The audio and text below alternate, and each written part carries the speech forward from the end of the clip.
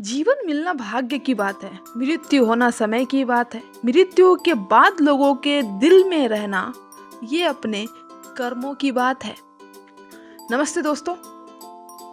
एक डॉक्टर साहब अपने अस्पताल में दौड़े चले आ रहे थे। जितनी स्पीड से वो आ सकते थे वो भागे चले आ रहे थे।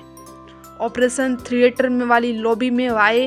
उन्होंने देखा उनको 5-6 लोगों ने घेर लिया है। उन्हें सुनाने लगे कि अस्पताल खोल लिया है, अपने आप को समझते क्या हो, अब आ रहे हो, हम इतनी देर से इंतज़ार कर रहे हैं, आपको कोई सुध नहीं है, आपको कोई चिंता नहीं है, हमारा बच्चा ऑपरेशन थिएटर में है, हम इंतज़ार कर कर के थक गए, आप अब आ रहे हो।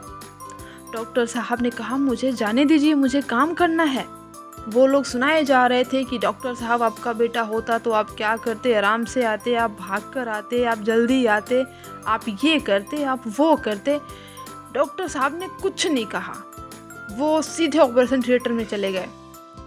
वो दौड़े चले गए ऑपरेशन थिएटर में।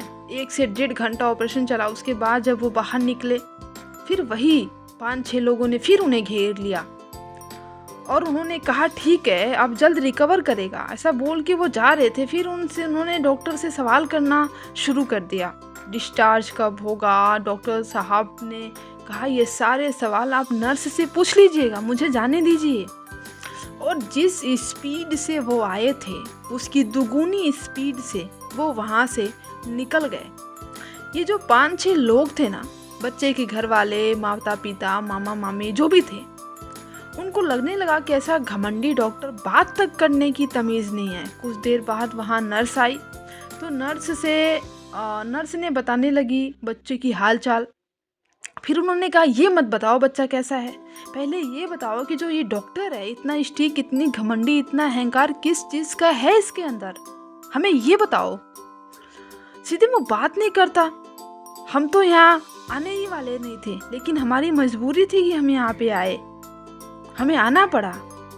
जो नर्स थी वो इमोशनल हो गई और कहने लगी कि आप ऐसा मत कहिए, डॉक्टर साहब बहुत अच्छे इंसान हैं, अच्छे दिल के हैं। आपको शायद पता नहीं है आज सुबह एक रोड एक्सीडेंट में उनके बेटे की डेथ हो गई है, लेकिन हमारा फ़र्ज़ था इन्हें बताना कि कोई पेशेंट आया है, ऑपरेशन थिएटर में है। हमने कॉल किया, अपनी ड्यूटी निभाई। हमें लगा शायद डॉक्टर साहब मना कर देंगे, पर उन्होंने मना नहीं किया और बिना देरी किए उन्होंने कहा कि आप सब तैयार रखो, मैं आ रहा हूँ, और दौड़े चले आए। ऑपरेशन थिएटर में गए, आपके बच्चे का जान बचाया, ऑपरेशन किया, वो ठीक हो जाएगा, चिंता मत कीजिए। और डॉक्टर साहब इतनी जल्दी में वापस इसलिए गए क्योंकि संध्या होने को आई थी, शाम होने को आई थी और डॉक्टर साहब अपने बेटे का अंतिम संस्कार करना था। दोस्तों, छोटी सी कहानी है जिसका सार हमें यही बताता है कि सिचुएशन समझे बिना हमें रिएक्ट नहीं करना चाहिए, परिस्थितियां समझनी चाहिए।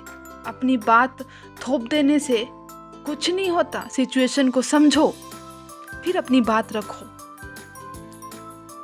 फिर मिलेंगे दोस्तों अगली वीडियो में, तब तक के लिए खुश रहिए, मुस्कुराते रहिए।